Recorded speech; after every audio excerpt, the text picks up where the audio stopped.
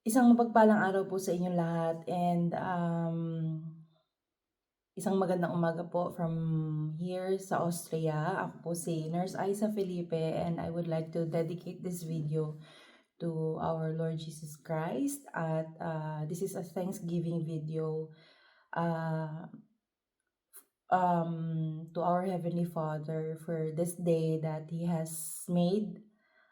This is a special day for me at I would like to share this video devotion about born for a purpose. So before we start po, let us pray. Heavenly Father, I just want to thank you, Lord, for this day that you have made. You have, Lord, made this beautiful day. And I just want to thank you, Lord, for all the blessings, for all the challenges, for all the difficulties that I have encountered, Lord, for the entire 37 years of my life here on earth. And I just pray, Father God, that um, you bless everyone, Lord God, that who will be watching this video. May they see their purpose in the name of our Lord Jesus Christ, and may they find peace in your presence, Father. Forgive us for all the sins that we have made, and we humble ourselves before you, O God. Use this video, O God, to bless people, to heal people, Father God, and may they see their purpose, may they see their identity in Christ. And I give you back all the glory and the honor. In Jesus' name I pray. Amen and amen. So, once again, good morning po from here sa Austria. It's already 6:09 when I am currently recording this video. So, hindi pa po ako makapag-Facebook Live dahil my new Facebook account is not yet more than 60 days. So, nag-crash po kasi yung aking first or yung aking isang Facebook account. So, I created this new one. So, excuse me po. So, for this one, our Bible verse for today about born for a purpose is from Psalms chapter 139, verse 13 to 16. For you formed my innermost part, you knit me together in my mother's womb. I will give you thanks and praise to you, for I am fearfully and wonderfully made. Wonderful are your words, and my soul knows it very well. My frame was not hidden from you when I was being formed in secret and intricately and skillfully formed, as if embroidered with many colors in the depths of the earth. Your eyes have seen my unformed substance, and in your book were all written the days that were appointed for me, when as yet there was not one of them even taking shape. So, praise Jesus po for this word from the Bible. So, napakagandang pagbulay-bulayan po ng salitang ito.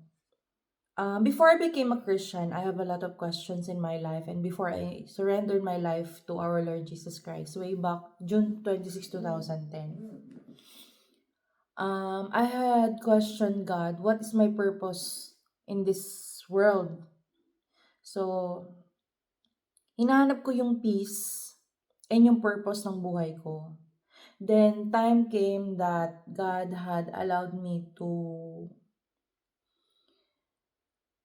experience yung hindi ko na maramdaman yung love from the other people surrounding me. I know my family loves me, pero kumbaga, deep down inside my soul, there's an emptiness that only God can feel.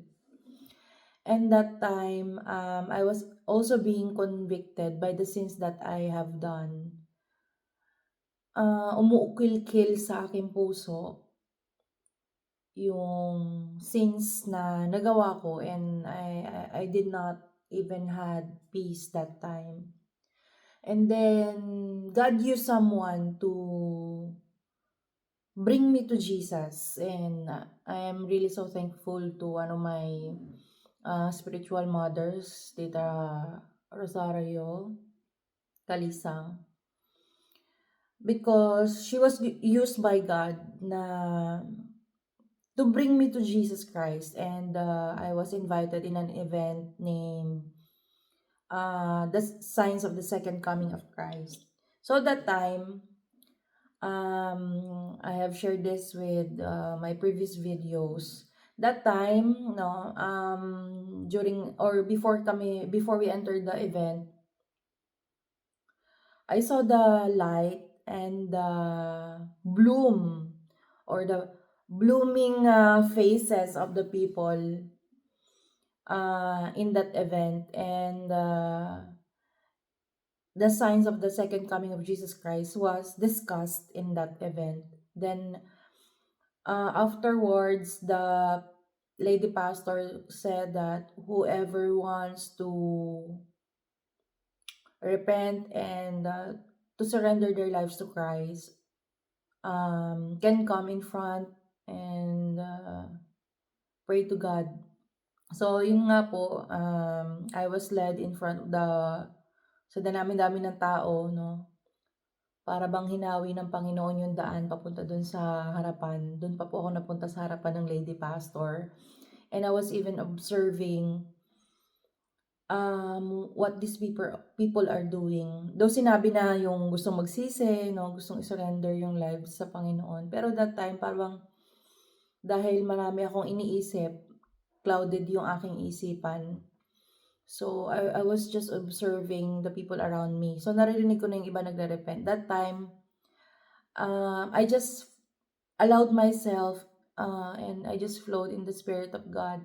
Yun na po yung time na nagsisi talaga ako sa mga kasalanang nagawa ko. And I asked God for forgiveness. That time when I raised my hands up towards heaven, I felt God's embrace. Literally po, bagamat hindi ko siya nakikita ng physical, pero ramdam ko, I felt the embrace of God, and I felt that God's arms were so big, no? That yung spirito na yon, yung warm embrace na yon from the Lord is filled with love. Until now po, I will never ever forget. I will never ever regret, no, doing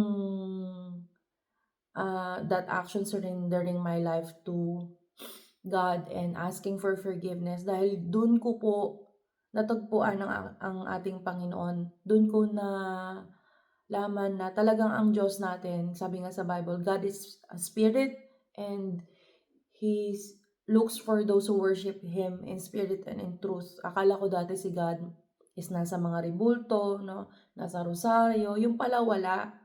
Kundi si God, nasa heaven siya, and His Spirit is still with us. His Holy Spirit is with us. And that time, naramdaman ko talaga yung embrace of the Holy Spirit. And I will never ever forget that. Kaya po, until now, though my journey as a Christian is not perfect, andun yung nakikita ko, nararamdaman ko yung pagkilos ng Panginoon sa buhay ko.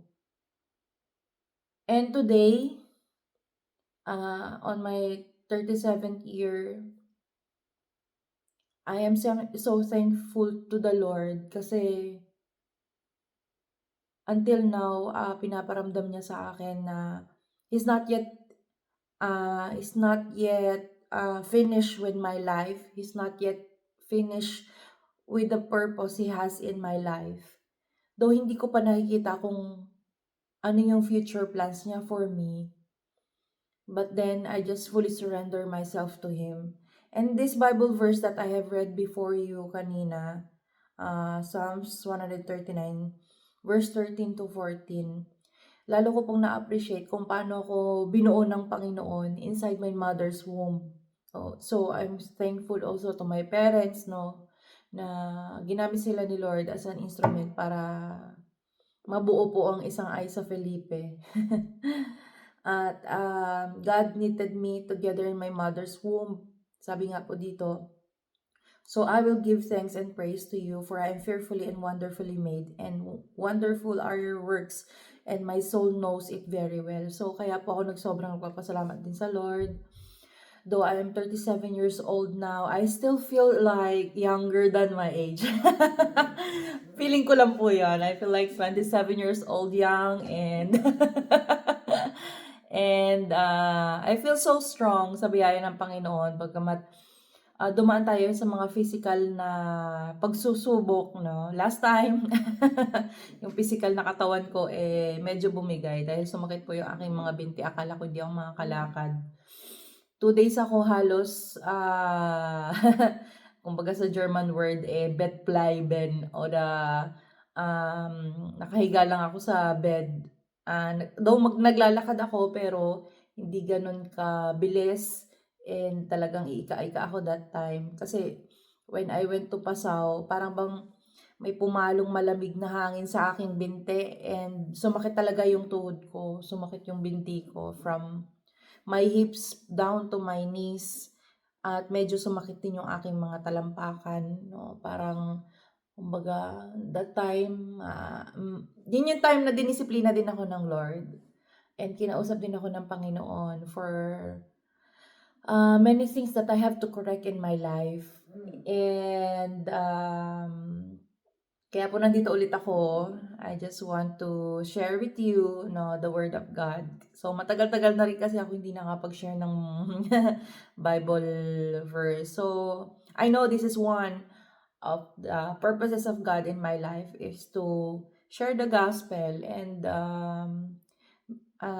ngayon po, I just want to go with the flow kung ano man po yung plano ng Diyos sa buhay ko in my 37th year here on earth. And I believe na habang binubuo din ako ng Panginoon sa tiyan ng aking ina, no, nakaplano na lahat. Sabi nga sa Psalms 139 verse 13 to 17, my frame was not hidden from you and I was being formed in secret and intricately and skillfully formed as if